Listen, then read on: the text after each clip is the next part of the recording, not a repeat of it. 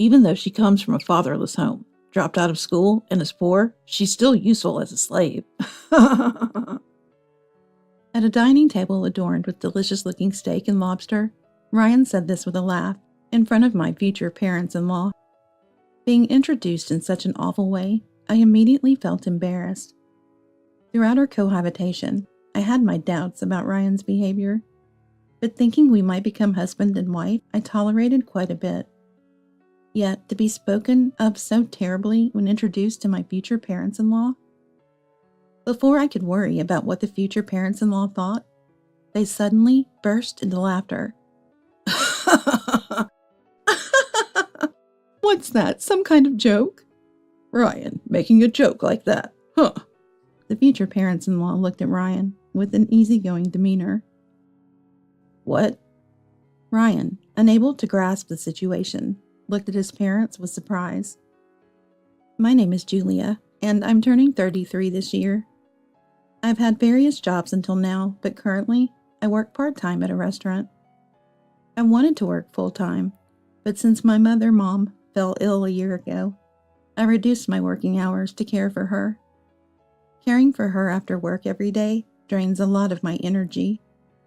But thinking about how Mom raised me, and now it's my turn to help, I find the strength to keep going. Mom suggests going to a care facility, but I want to spend as much time with her as possible. Knowing my feelings, Mom thanks me every day with a smile. Both my restaurant job and caring for Mom are my purposes in life. I'm always ready to take on tough tasks if it means being helpful to someone. Since I was young, Mom taught me, be useful to others. That way, it'll come back to you someday. The lesson had stuck with me. True to Mom's teachings, I've always worked hard at any job. As I focused on my career, I realized I was over 30 and should start thinking about marriage. I wasn't particularly keen on marrying, but recently, Mom seemed worried about my future after she's gone. To reassure Mom, I wanted to find a wonderful person and introduce him to her. Wanting to marry, the first thing that came to mind was a dating app. It seemed trendy, often featured in the news. Marrying someone from a dating app has become quite common. I was nervous about signing up, but it turned out to be quite fun. I was surprised by the sheer number of texts I received daily. However, many seemed to be just playing around, and Ryan was probably the first one I met who was seriously looking for a marriage partner. Ryan here. Nice to meet you. I first met Ryan at a cafe. It turned out we lived nearby, and he agreed to my date proposal. Ryan, with his handsome features, left a good first impression. He was a year older than me, friendly, and I instantly liked him. Turns out he's a lawyer. I wondered why someone as popular as Ryan hadn't married yet.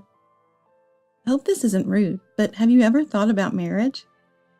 I have, but I've always prioritized work. This time, though, I'm serious. I'm really looking for a marriage partner. I'd be happy if it's someone sincere like you. Ryan, effortlessly showing his interest in me, seemed skilled at complimenting women. We enjoyed conversations about his job and past romances. Ryan had been popular since his student days.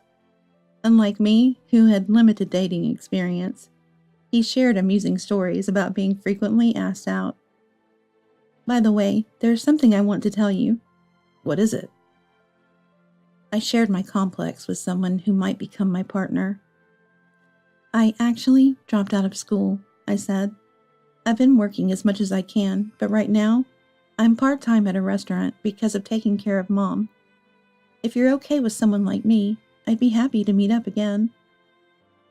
I had never told a first date that I dropped out of school, but I thought Ryan would listen without laughing.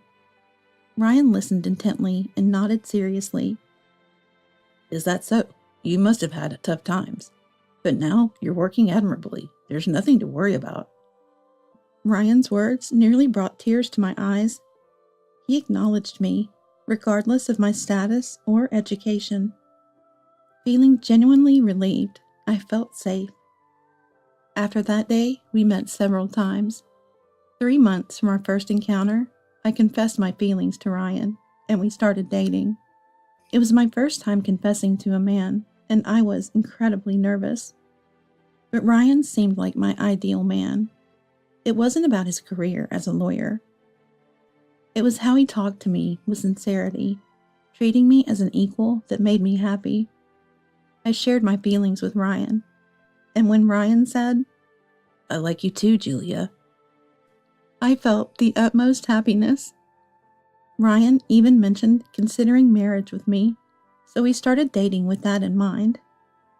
The thought of a future with Ryan, not just as a boyfriend, but a fiancé, excited me. I finally understood why my friends always gushed about their boyfriends.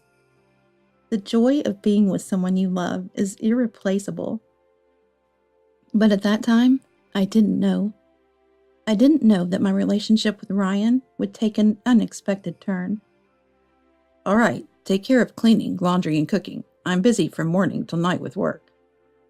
When we started dating, we talked about moving in together quickly, considering our ages. We found a suitable apartment in the city, agreeing to split the rent. Honestly, I wished Ryan, who earned more, would pay a bit more, but I didn't feel right complaining given my situation. Then came the first day of our cohabitation. I was shocked by Ryan's words. "Cleaning, laundry, and cooking? Does that mean I have to do all the housework? I have to take care of Mom at night." "Of course, I'm an elite lawyer, and you're a part-time dropout. I'm busier and earn more, so it's only natural for you to handle the housework." Ryan was belittling me for my lack of education and part-time job, expecting me to do all the chores. His attitude in stark contrast to when he praised me as admirable during the confession confused me.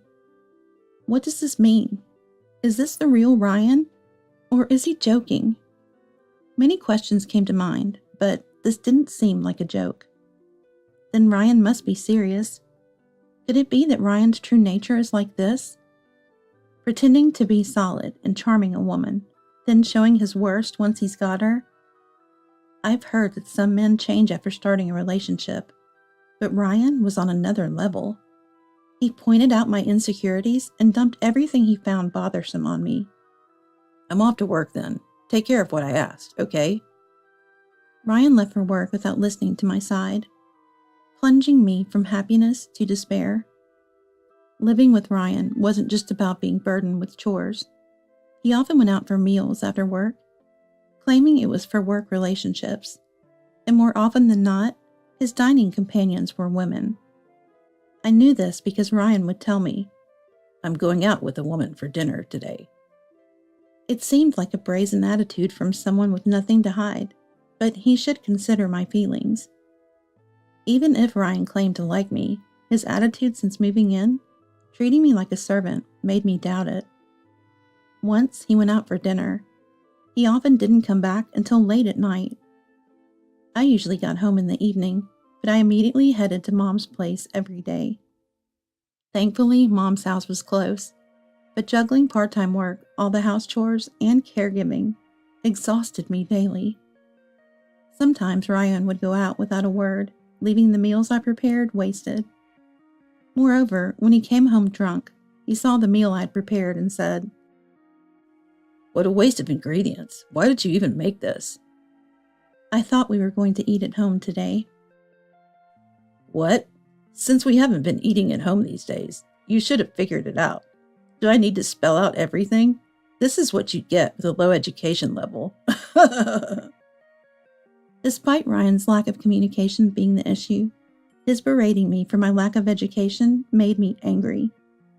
The reason Ryan had never married must be because he masked his true nature and deceived women. That's the kind of person Ryan is.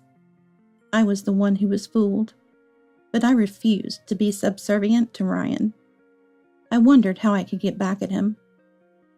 2 months into our cohabitation, while cleaning Ryan's room, I stumbled upon his laptop screen, accidentally left open. WhatsApp was left open, and a particular message caught my eye. It seemed unread by Ryan, but with a multitude of notifications, I hesitantly opened it. "This is... I was shocked by the content of the messages. As I opened more, I realized the kind of person Ryan was and felt terrified. I've stumbled upon something unbelievable. Alone in the room, I was trembling with shock and fear, so I took a photo of Ryan's laptop screen with my phone. It was the next day that Ryan invited me to my future parents-in-law's house. I wasn't in the mood after yesterday's discovery, but he had already informed his parents. Thinking it would be rude to cancel now, I decided to leave early. I was supposed to be Ryan's fiancé, but my feelings were complicated. I wondered how to convey my current feelings to Ryan and his parents as I headed to their house. "Hello, Ryan has always been a great help." I greeted them immediately, but when I saw the faces of Ryan's parents, I was utterly shocked. I recognized those faces. "Julia, could it be?" Ryan's father, Eric, and mother, Megan, seemed eager to say something, but Ryan quickly complained of hunger, and we all headed to the table. "Hey, what are you doing, Julia? You shouldn't be sitting. Get the meal ready." "What?" I was stunned, as were Eric and Megan. Eric and Megan were surprised. So was I. I didn't know what to do, being asked to prepare a meal in someone else's home. Of course, if I had known from the beginning, I would have prepared something, but being suddenly ordered by Ryan, I panicked. "The meal is already ordered for delivery, so no worries," Eric kindly said, but Ryan laughed. "No need for delivery. Julia should have prepared it." Eric and Megan looked astonished at Ryan's words. Eventually, the doorbell rang, and the delivery person brought delicious food. Eric and Megan set the delectable dishes on the table. "Let's eat," they invited. Ryan started to introduce me to Eric and Megan. "She's from a fatherless home, dropped out of school, and is poor, but useful as a slave." At a dining table adorned with delicious-looking steak and lobster, Ryan said this with a laugh in front of Eric and Megan. I felt embarrassed by such a terrible introduction. Throughout our cohabitation, I had my doubts about Ryan's behavior, but thinking we might become husband and wife, I tolerated quite a bit. Yet to be spoken so terribly when introduced to my future parents-in-law? Before I could worry about what Eric and Megan thought, they suddenly burst into laughter. "What's that? Some kind of joke? Ryan making a joke like that," said Eric and Megan, looking at Ryan with an easygoing demeanor. "What?" Ryan, unable to grasp the situation, looked at Eric and Megan. I observed the three of them. "Ryan, are you enjoying this, seeing how we'd react to your comments?" "What are you talking about?" "Don't play dumb." "You knew we've known Julia for a long time, and you're making weird jokes, right?" "What?" Ryan seemed utterly clueless about what Eric and Megan were saying. Eric and Megan's expressions turned stern as they realized Ryan's derogatory words about me weren't jokes, but his true feelings. "You mean Ryan, you didn't know? You said those things about Julia being a slave thinking it was true?" "I always speak the truth, but what are you talking about?" It was clear that these words were the last straw. Eric and Megan's expressions grew even more severe, glaring at Ryan. "We owe a lot to Julia's mom in Mexico." "What? Mexico? To Julia's mom?" Ryan looked at me confused. I hadn't told Ryan much about my past, so his ignorance was understandable. I decided to explain everything about my connection with Eric and Megan. When I was a student, I went to Mexico. I wanted to broaden my horizons, try working abroad. Of course, Mom objected. She said I could do it after graduating, but knowing our family's poverty, I knew we couldn't afford further education. So against Mom's wishes, I went to Mexico. Ryan's eyes widened as I revealed my sudden school dropout and moved to Mexico. Mom eventually agreed and joined me. I studied and learned Spanish, but it was tough there. However, Mexico was more tolerant of educational background than America, and I managed to find a job, working in various roles. I gradually became conversational in Spanish. Mom too learned Spanish, and we lived comfortably. Work in Mexico? No way someone with your education could. But I did. I even co-founded an IT company with local friends, and it went well. By the time 10 years had passed since moving to Mexico, I had built a decent future, enough to buy a downtown house in cash. And that's when I met Eric and Megan, 3 years ago. Eric and Megan nodded deeply to my words. Ryan might remember. Eric and Megan lived in Mexico for a year due to work 3 years ago. Ryan stayed in America. At that time, they were struggling with Spanish, and we helped them. Yes, Mom and I used to host events for Americans in Mexico on weekends. That's where we met Eric and Megan. They were new to Mexico, and we started meeting frequently, helping them with Spanish and life in Mexico. Eric and Megan were grateful to learn about Mexico from Mom and me. We have fond memories of coffee and sightseeing with them. So meeting them here today was beyond my wildest dreams. They had mentioned having a son, but never went into detail. Such an incredible coincidence, but now I've accepted this reality. Mom and Dad knew Julia? I didn't think so, but it's true. That's why we knew from the start Julia was a good person. We couldn't believe Ryan speaking ill of her. Megan glared at Ryan with a furious tone.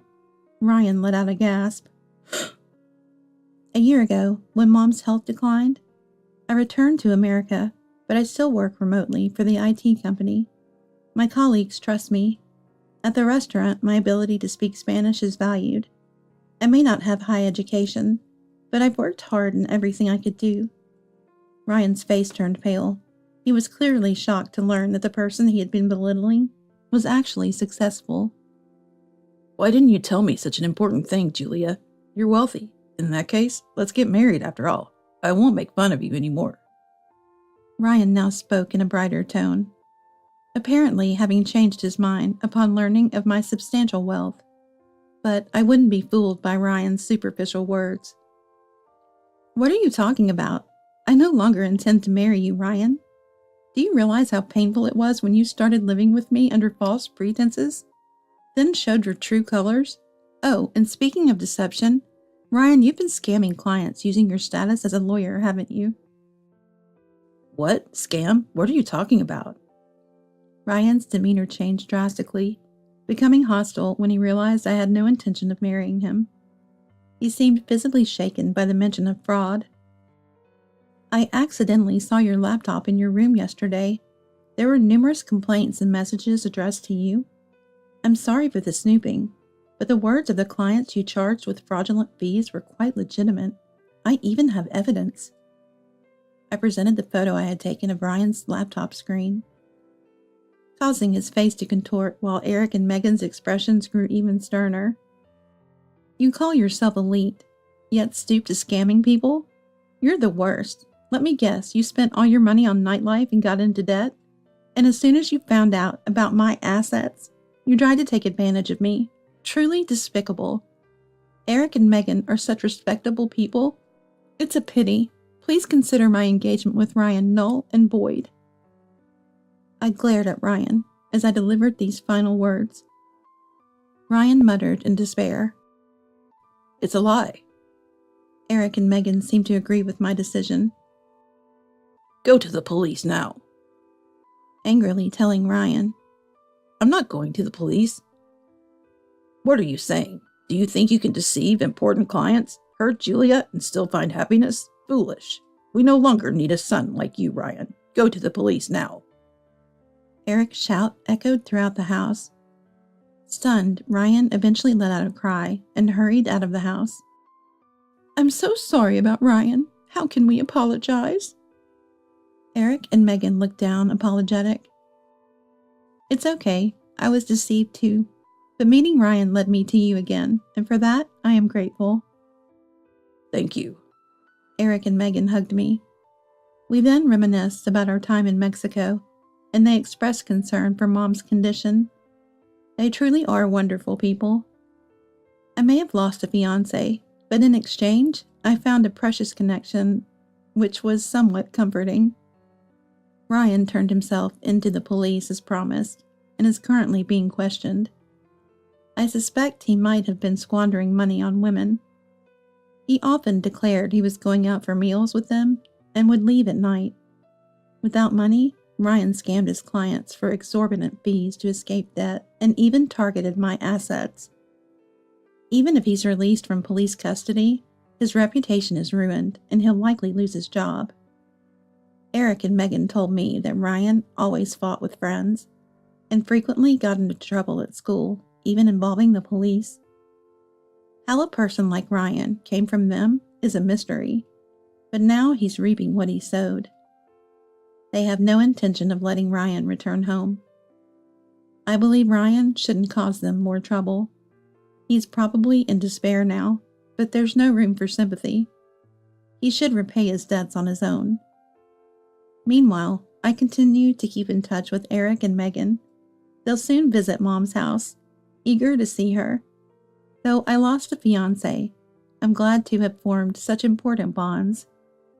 Life with work and caregiving is tough, but I want to cherish those who care for me and keep moving forward positively.